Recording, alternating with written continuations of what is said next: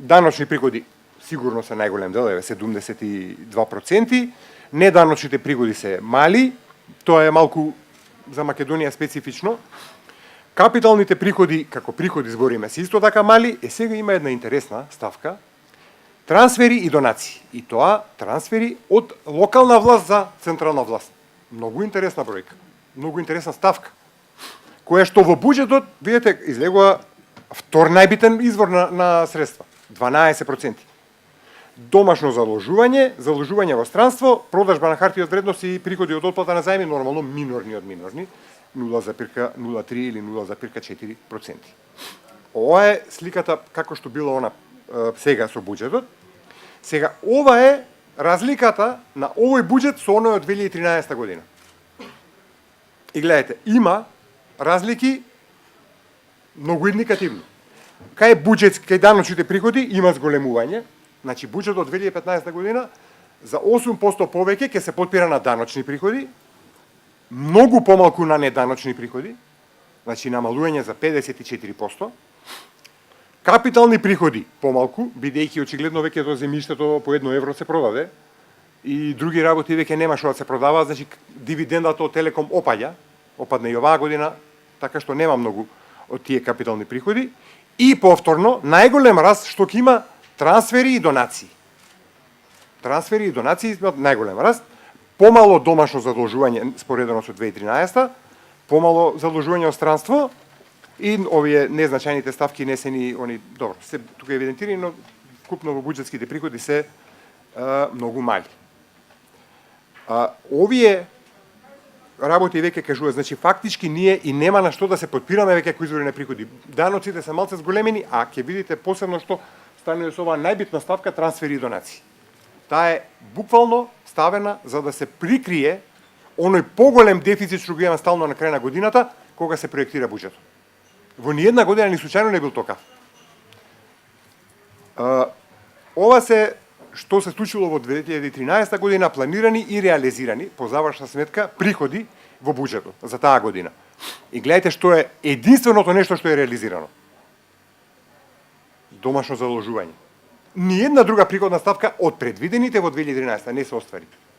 Даноците беа помали, неданочните помали, капиталните помали, трансфери и донации многу помали, домашно заложување поголемо, заложување странство помало и приходи од продажба од хартија од вредност се минорни, така што вкупниот буџет на крај беше приходите во буџетот помали од тоа што беше предвидено во 2013 година. Следно што правиме, што гледам споредба е разлики на буџетот, значи ова беше со 2013, сега 2015 со 2014. Многу интересна слика. Гледате што е најмногу пак што расте. Споредено оваа година што идеме за до година. Трансфери и донации 5000%. Нешто не са многу интересна ставка. Даночни приходи повторно ќе има малку повеќе, не од 5%, неданочни приходи испод 3%, капиталните се нема да има нивно зголемување и ќе има помали него од 2014 домашно заложување и заложување во странство. На што де факто као приходи ќе се потпира буџетот? Тоа е основното прашање. И сега видите, за таа ставка трансфери и донации гледано 13, 14, 15. Во буџетот 2013 година беа предвидени 12.000 милиони денари, со ребалансот се сведува на пола од тоа, на крај остварено 8% само од тоа. 2014 беа предвидени скоро 14.000 милиони денари, ребалансот ги сведе на 440, до крај нема да бидат многу повеќе, што значи само 3% од ова. Да земеме дека за 2015 тоа ќе биде 5%. Од ова големо ќе биде 5%. И што ни дава тоа на крај? Структура на буџетот до 2015 на приходите, ако 2015 биде остварено како 2013. Останавме на као приходната страна гледано. Даночните приходи преку 80%, многу малку неданочни приходи, капиталните многу малку, трансфери и донации нормално ќе отпаднат. И ќе има многу малку и остана домашно заложување, заложување во странство, де факто двата покрај даноци битни извори на приходи во буџетот. Тоа е приходната страна од буџетот. Ова е дадено во пари, меѓутоа да преидеме понатаму на расходите. Сега, ова е структурата на расходите на буџетот за 2015 година, така како што е он предвиден. Таква структура има. 12,5% се плати и на доместоци. Резерви, тоа е чисто колку за да не го избет беше ставено, многу малку. Стоки и услуги 17%, тековни трансфери до единици на локална самоуправа се 8%, каматни плаќања 3%, субвенции и трансфери 6%, социјални бенефиции, и тоа се тука се овие за пензиски и другите социјални бенефиции 32%, капитални расходи 6% и отплата на главнина 13%. Ако ги собереме, отплата на главнина и каматни плаќања, втора најголема ставка, после социјални субвенции се плаќања на долгови од минатите години. Многу поголеми се од капиталните расходи. Они се вака, само отплата на главнина е повеќе од дупло од капиталните трошоци, ако ќе ги додаеме каматниве, да ни испадне 3 пати поголема. А во буџетот и во ова што го кажува владата секојдневно, растот во 2015 година ќе се потпира на инвестиции, меѓу останатото и инвестиции од буџетот, во јавни инвестиции, во автопатишта и така натаму. Овде се многу мали, за да може да имат некаков раст. Со буџетот од 2014 година, што се разликува на расходната страна буџетот за 2015? Само на две места, каматни плаќања и отплата на главнина. Само тоа е во расходите поголемо за наредната година од оваа година. Капиталните расходи се помали. Плати на доместоци, тоа е тука 3%, стоки и услуги малку има, трансферите до ЛС се помалку или повеќе тие, единствени стварно големи изголемувања се каматни плаќања и отплата на главнина.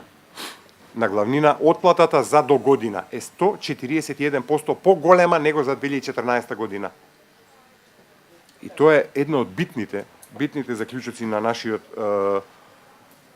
на нашата дебата, зашто ние мора да имаме се поголем буџет, а да бидеме посиромашни. Тоа е проблемот на задолженоста. И тој почнуваме од 2015 година да го осеќаме со целата своја силина, она што го представувавме еден ден ќе дојде, 2015 не е прва година, ама понатаму ќе биде уште потешко. Значи, ова е структурата на расходите во буџетот, како би биле ако се остварат предвидувањата, она што е, не е предвидување, реално остварено 2013 година, нормално, повторно ако ги соберете, покрај социјалните бенефиции, најголеми се плаќањата, каматните плаќања и отплата на главнина, многу мали се капиталните. Со овој дел само, од овие сите вкупни, ние треба да ја градиме иднината.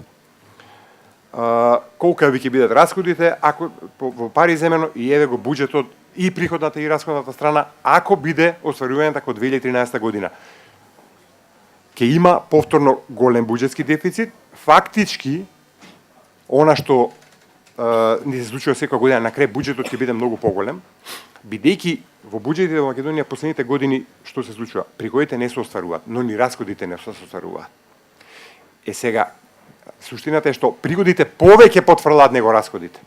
А кај приходите особено потврла, зашто и го предвидува владата, тоа не знам, тие трансфери од локална самоуправа до владата, до централниот буџет, 370 милиона се за 2015 година предвидени, кои што нема да се остварат очигледно, и на крај имаме екстра голем дефицит.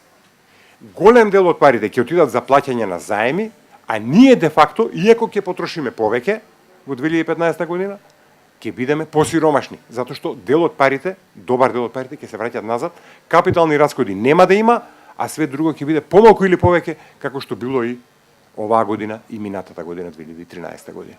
И тоа е укратко на приказката колку за да почнеме разговор.